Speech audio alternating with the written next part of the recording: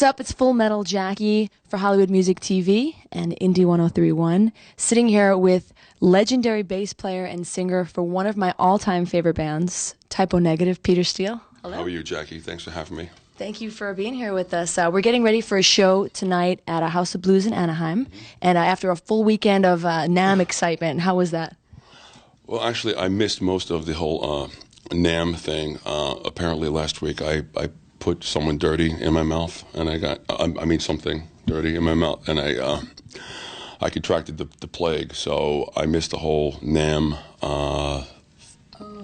experience, which we're being sponsored by Schecter and PV and all the great companies and stuff, so I really feel kind of embarrassed that I missed my obligation to go and say hi to them. But I did manage to make it to the show at House of Blues Saturday, which was the closed show for the so-called industry people. And yesterday, which was Sunday, right? Yeah. Yesterday was Sunday. You know, the whole time zone thing and, you know, being Polish. Hey, I'm a Polak too, so. Okay. And maybe you can find the recipe for ice cubes. But I know. so tonight, the third show at House of Blues, we played with this band called Otto's Daughter, friends of mine, Typo Negative. I believe there's another band added to the bill tonight called Echoes of Eternity or something like that. So I don't know much about them, but I hear that they're very good. So the shows have been going quite well. It's been a while since Typo. It's been like almost 3 years? It's been a while since Typo was toured, you know, between prison and rehab and attempted suicides, murder, divorces, childbirth, liens on homes, broken bones, the plague. And so, as you know, Bensonhurst was not built in a day, so you can't force, you know, Brooklyn Boys. Can't force creativity, and not that I'm creative, but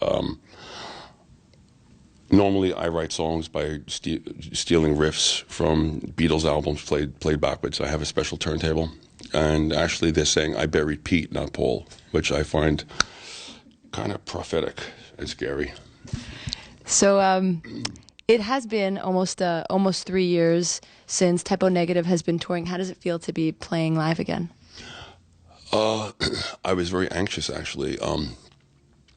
Before the show Saturday, I really was not feeling well, and I was highly medicated and combining antibiotics, Theraflu, like every over-the-counter thing that you could possibly buy with a quart of Jägermeister makes for some interesting behavior on stage. Maybe that's why you hit my friend in the head with a bottle by accident. Make sure you... A girlfriend of mine went to the show the other night and was texting me. I accidentally missed it, and she was texting me, Peter Steele just hit me in the head with the water bottle twice. Well, that was quite by accident. We also threw out 250 rolls of toilet paper. I wanted to soak them in gasoline, but somebody thought that might be a fire hazard. So could not. Wimps. But when I get a little bit drunk, to place me around projectiles is not a good idea. I think anybody in that situation is not a good idea. You know, fruit bowls, bottles of water, toilet paper.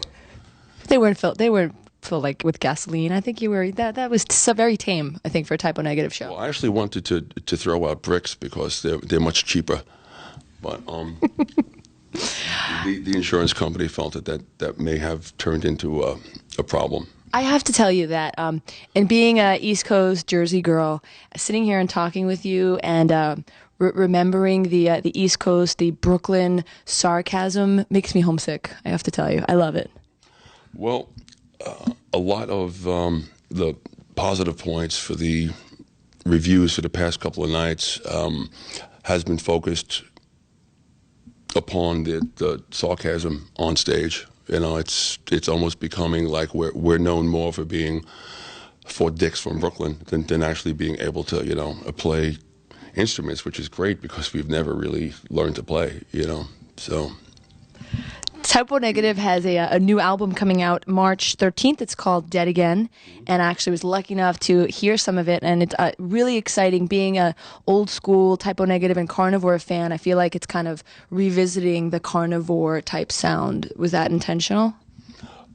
Yeah, I've always been a fan of hardcore music, but my influences have always been somewhat eclectic. Anything from 80s pop rock, you know, Psychedelic Furs, Duran Duran, Depeche Mode, to bands like GBH, Discharge, Exploited, to Black Sabbath, of course, Deep Purple, AC/DC, and also lots of trance dance bands, you know, like that sad, you know, shoegazer music, Cocteau Twins, Lush, this and that. So I like to combine all that stuff. And because I'm bipolar, which I guess you can call me a bipolac, and I stopped taking my medication, the album is very eclectic. It goes from really fast to really slow, and just because I couldn't make up my mind. But not that I have one anyway.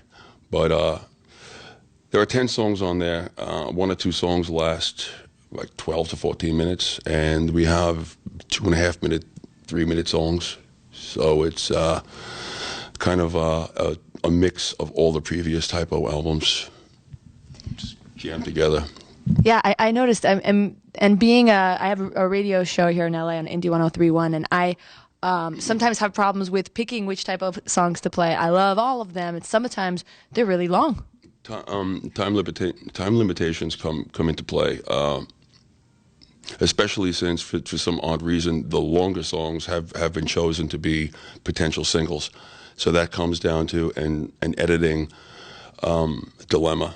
You know, of course, you have to, you know, trim the fat, and there are 2 things that people should never look into. One is like what goes into making sausages, and the other is what goes into making Typo Negative songs. You just don't look. There's also just came out last year the first ever DVD from Typo Negative, live DVD. The live DVD, yeah. Live DVD. Well, we did the After Dark thing a couple of years ago. That was the first DVD, and then the Symphony for the Devil was second. You talking about Symphony for the yes, that's what I'm talking about. Yeah, that was actually based around a show that we had done in Germany. It was professionally filmed. They had 12 cameras, cranes, and it was mixed off the board. So it was great sound on that. Thank you. It was really very well done. So we were thinking, well, we have this product right here, and we've always wanted to do something live, but we felt that we should also interject how like truly juvenile and unserious the band is. You know, people think that when you write songs about death and ghosts and fire and women and, you know, werewolves and stuff, it's like, oh, wow, he's so fucking deep. Sorry. I'm like, yeah, I'm about as deep as a puddle, honestly. So it just shows that, you know, we are like, you know, 45 going on 14.